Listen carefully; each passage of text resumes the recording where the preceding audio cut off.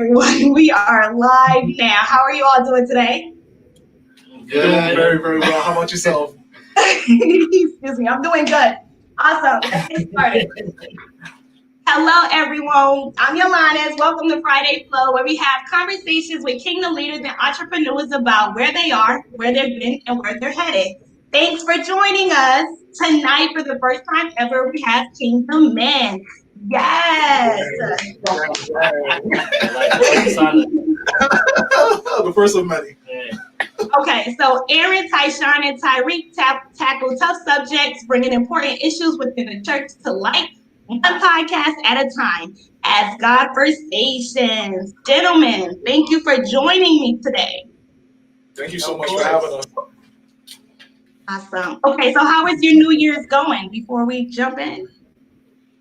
Mine's going very well. Been fasting since the 4th. I'm famished, but it is going pretty well. I thank God for what He's doing and everything He has planned for this year.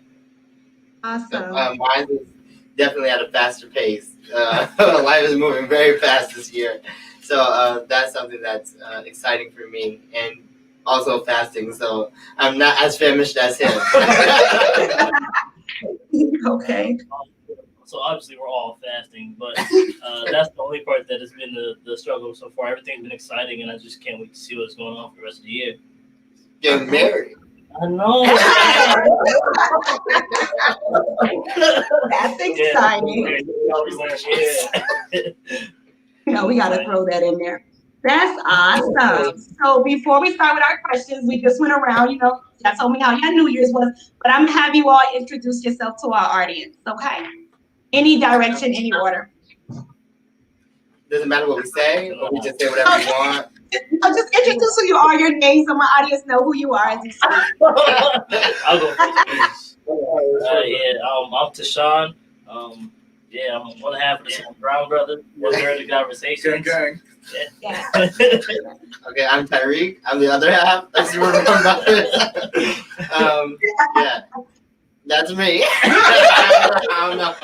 Oh my God. Hi, Tyrique. Hi, Tishawn. Go ahead. I am Aaron St. Louis, 0% of Super Brown Brothers, 1/3 of Conversations. Okay. It's nice to meet you, Ella. It's nice to meet you. Are you guys excited? Y'all ready to dive in? Oh yeah, most definitely. Let's get to it. What topics you got for us? All righty. Okay, so tell my audience how I lost. I'm sorry. Tell me how you all met and how this podcast got started. Sorry about that.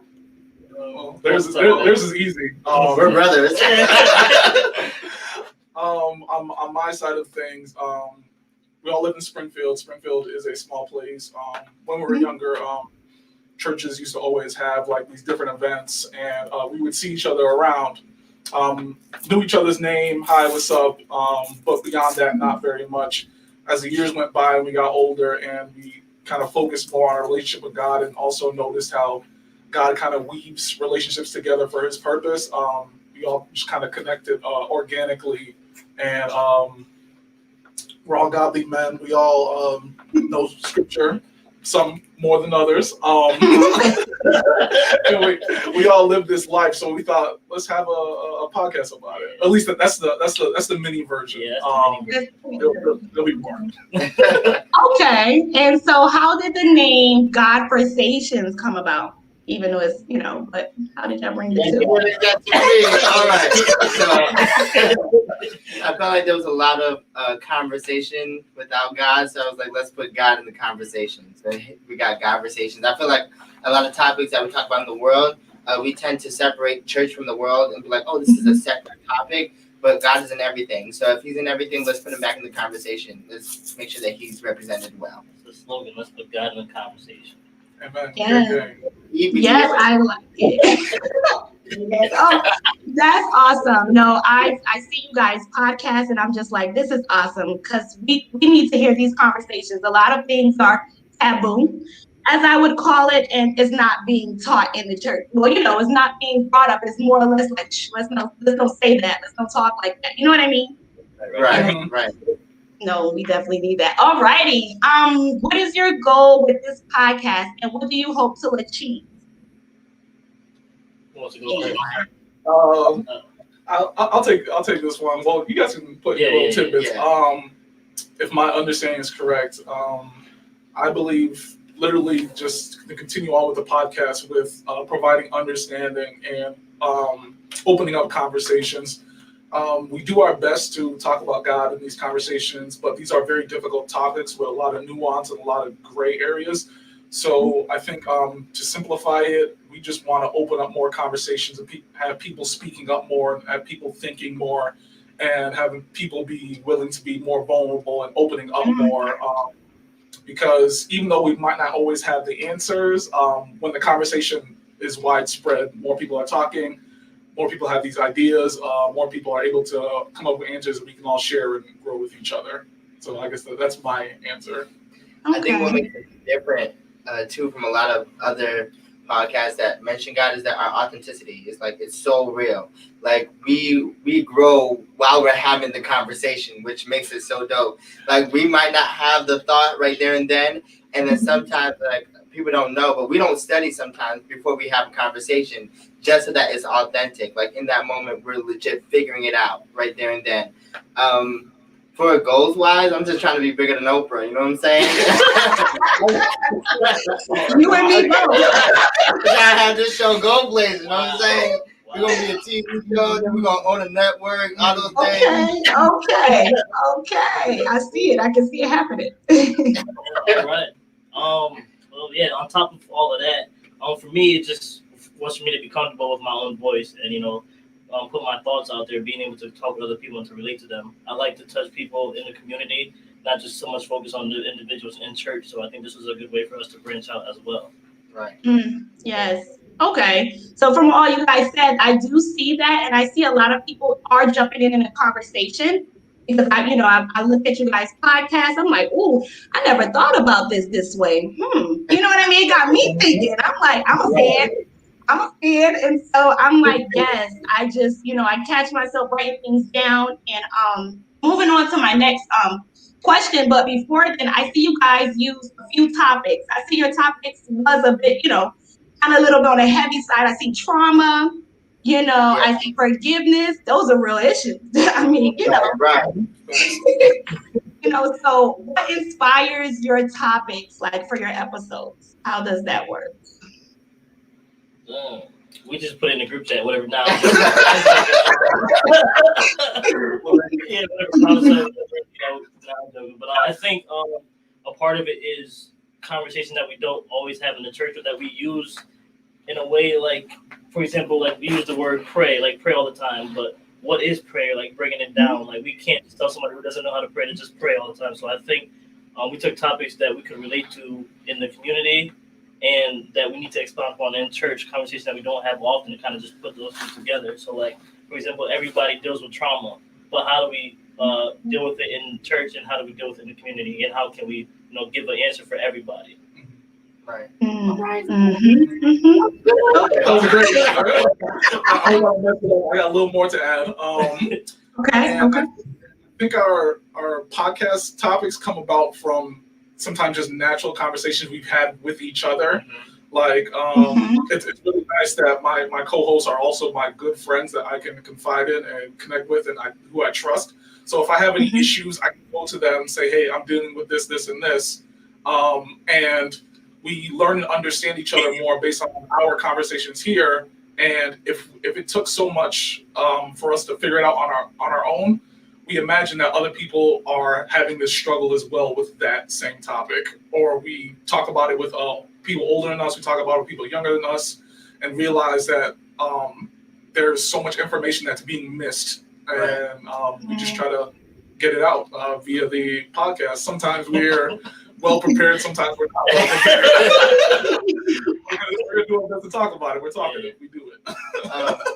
Just to add a little bit more, I think it comes from, well, for me at least, is like, what did I feel like I was scared to talk about? Like, I preach, so standing in front of people, preaching on a Sunday, it's a complete different format, because you use those traditional or those churchy words, like as Tishawn was saying, like, oh, you say pray. But how do I pray, like, with a traumatic experience? How do I deal with that? How do I maneuver that? What does the Bible actually say about that? Rather than you just telling me to pray it away or something. You know what I'm saying? Or I'm struggling with forgiveness. How do I actually forgive? What does that mean? And so I feel like there's a lot of unanswered questions in church that that's never addressed. But because they say in the pulpit, you know what I'm saying, you're just kind of left to your imagination of what it means. And you don't really know how to apply it. So I feel like through our conversation, we're able to get through those tough things and actually, give an answer. Okay. No, definitely. I feel that. So you being a preacher and talking like in that pulpit, I feel that like sometimes you would say people will hold you at a certain standard. You know what I mean? As far as, oh, he can't. He can have that moment, like the down moment, or they're looking for you to always be, correct. And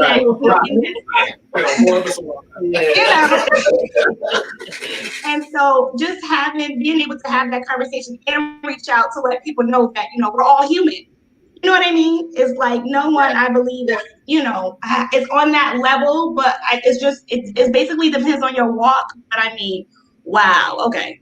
I can see that much. But it also opens his eyes to seeing, like, you don't have to get the information from the pulpit. You know what I'm saying? Like, it doesn't gotta be on Sunday morning in church. Like Tishawn and Aaron is just as far as I am and knowledgeable as I. Don't do that. Don't do that. Don't do that. I think I'm on the experience side. You get the knowledge. But there's still value in it. So I think it's just nice to have the other option, the other alternative. Of course. And as always, everything that happens and be said in the church, I feel like when we leave it, we should all do our research on our own as well. You know what I mean? Like, what's your week look like? What's happening with you from, like, many people, I would tell many people don't just start on a Sunday and end that Sunday and wait till the next Sunday for you to, have that experience again. It should not be like that. But thank you all for sharing. Moving on to my next topic. In episode 2, In the World and Not of It, one of you shared that being a Christian does not mean you have to completely change who you are. Can we unpack that a little more? Like, go into more detail with that? Does anybody remember who said that? It was lit. That's your Go ahead, King. Right, I believe one. So at the time, I had read the story about when Paul was converted, on Damascus Road or whatever. And so the one thing that always stuck out to me was that he had a passion. He had a passion, but towards the wrong purpose. And so it was like God didn't change his passion. He didn't take away the passion. He just redirected it to the right purpose. And I feel like a lot of times when we end up getting into church, there's a passion that we all have for life. You know what I'm saying? You all want to live. We all want to seek a greater goal, whatever, and so forth. And then it's sometimes like, man, once I get into church, the idea is I gotta, sit down, cross my legs, and sing church hymns or something like that, and not be real or not actually pursue anything, But I feel like that aspect of you doesn't have to change. You know what I'm saying? Mm-hmm. Like, even if you love music, you take that and you can apply that to God. If you love, like, I don't know, reading or whatever, you can take that and apply it to God. You don't have to completely just put everything to the side and just become like super numb and dull because you're a Christian. Of course. So pretty much. Yeah, and I feel like that's a big misconception that we have because we painted that picture for a long time. Like, I remember I was worshiping and somebody was like, "Why don't you smile when you worship?" I'm like, I don't know, because when growing up, whenever you're seriously in the spirit, you get upset. So for a long time, it's like, well, I didn't think about that. Like, I could be happy outside the church and in church. God's not going to take that from me. You're supposed to be happy in church. But you ever realize when the church mothers, they get serious, their eyebrows, and they're coming for you. So. That's what that is. Yeah. One of the fruits of the spirit, lemon? I can't. As I said, we're not on the same level when it comes to biblical knowledge, but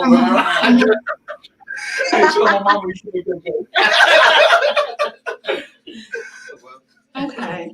Okay, so I understand. I get where you're coming from. Just to kind of piggyback off of what you said, so I asked that question just because I see a lot of, I did a survey and I see a lot of young adults will say that as well.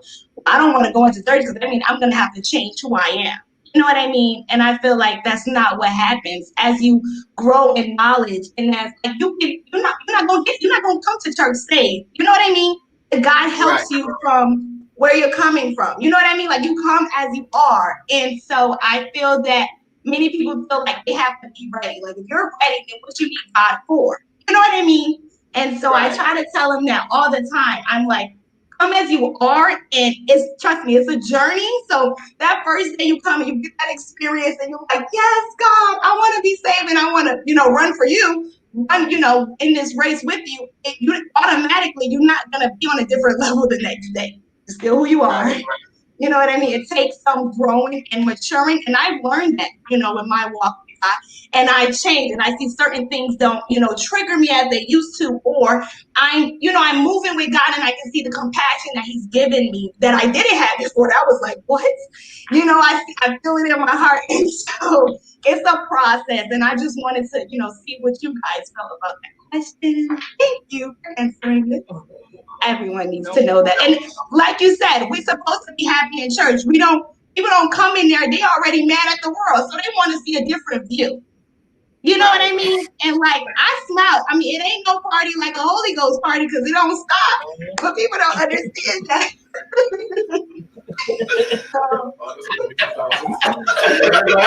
That's Kurt Franklin. I had to throw that in. Okay. Alrighty. So each of you all have your own individual journey with Christ. When did you realize your relationship with him was the most important one you will ever have? It's kind of like a loaded question. But I feel that it's necessary. I can start. Yes, Aaron, start. You can't necessarily pinpoint a specific time and place. Just growing up in church, you get dipped straight into the culture, but understanding God for yourself and who he is, I believe that takes not only like reading and praying, but also experiencing life, where you go through various scenarios and you realize like everything that you know of yourself isn't sufficient, that there needs to be a more, divine wisdom, a more divine understanding, something to push you in the right direction. And that's from relationships, that's from school, that's from work, that's from mental health issues, that's from a whole medley of different things that each and every person goes through, because life is so complex. For me, I think probably the time I noticed that this relationship with God is the most important is when he was able to flip something extremely negative, extremely for my detriment, something that might have killed me, and made something great out of it in myself. And that's when I realized like he truly loves me. He truly cares about the little stuff in my life, and that he wants to be a part of it and guide me through it. Right. Okay. I don't want to go after that, man. He just kind of reminds me every day, and I think the time when I actually took heed to it was I was actually looking for something more in life, doing the same thing every day, not feeling like I was living up to anything, smiling in front of people, but inside feeling like there was no value in what I was doing. And just looking for an answer, I kind of just turned to Christ because that's what I knew, but I decided that I was going to make it like a real thing this time. Like I was going to go, I was going to pray, I was going to read, I was going to actually have a relationship and not just do it because, they say to do it or because that's what you know, but to do it to actually experience God for myself. And ever since then, it's been like every day it's just like, hey, like look what I'm doing for you, or you're here because of me, or you know what I'm saying? And so it's just like a constant reminder. So I think at that time, I didn't have any other choice. There was just such a pull, like for me to just turn to God, and I just answered it. All righty, you just answered it. Hey, hallelujah. We all felt that. So when Tyrique was like 2 months old, the Lord came to him.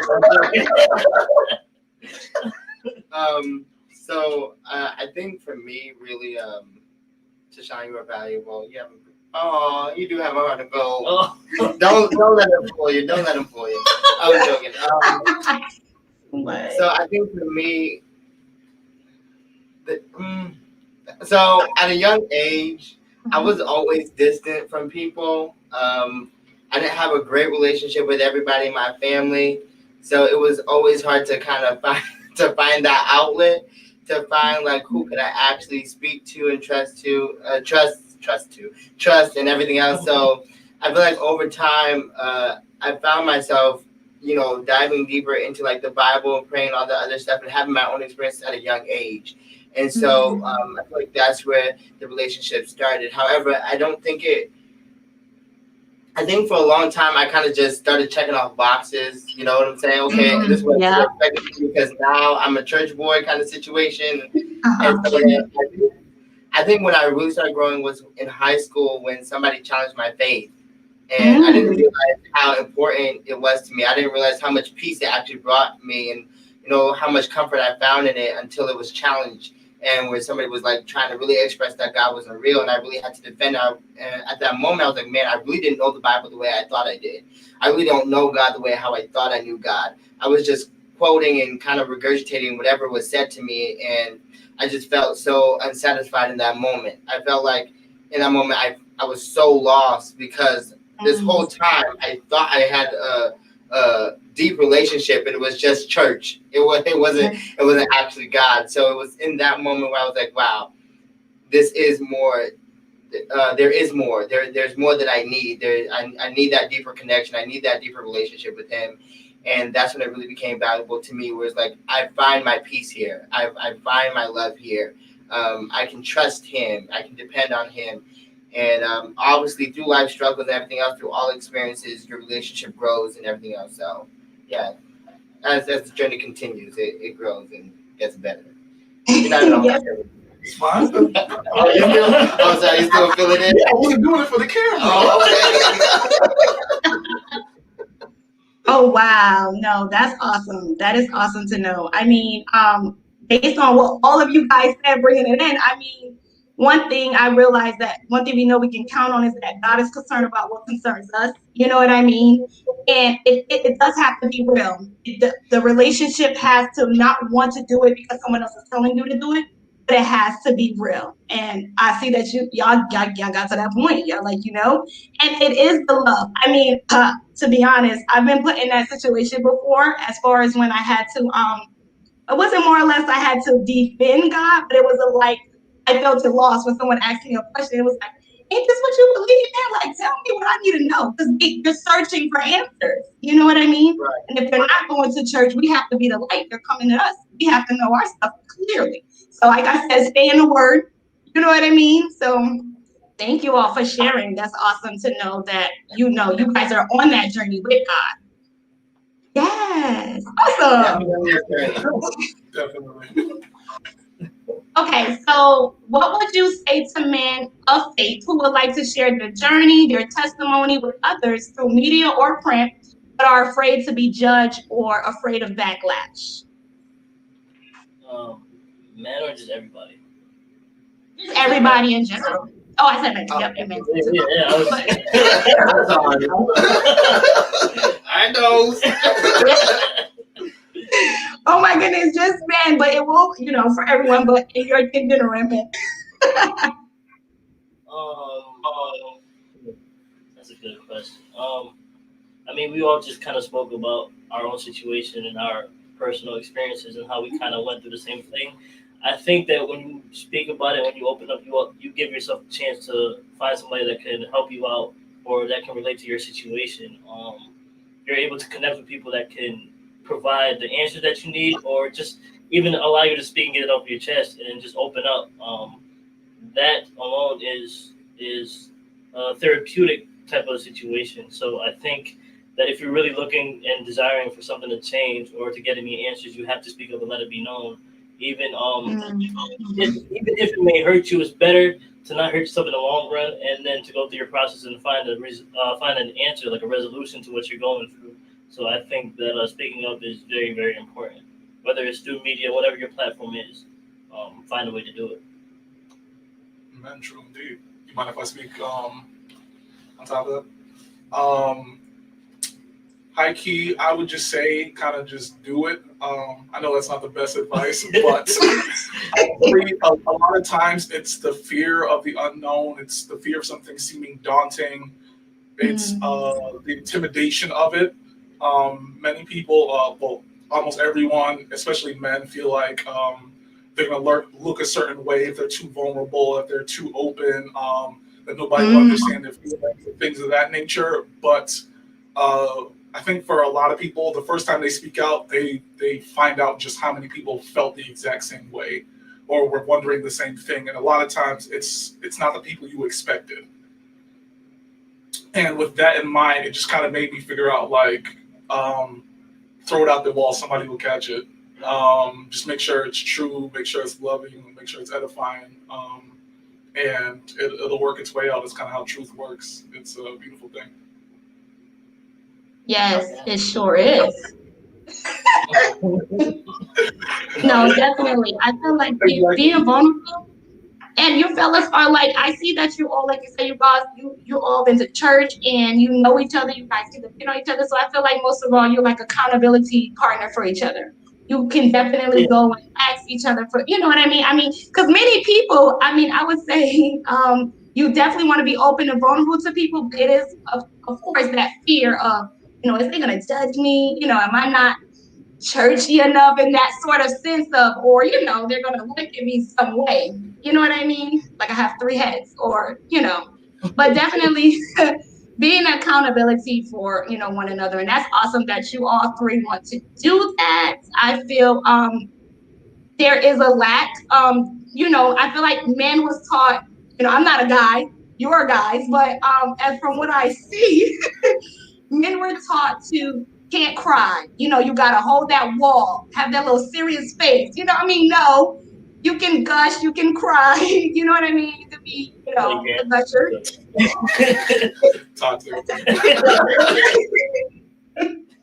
Oh, yeah, definitely. We don't need, you know, you don't have to be too hard and everything. Okay. How can others tune into your podcast? Give yourselves a shout out. You can find Godversations most of the time on Thursday at 10 a.m. on YouTube and also on Anchor, which streams to, I believe most streaming podcast sites. So, what is it? Apple Podcasts, Spotify. Yeah, if you use Anchor, yeah. Yeah.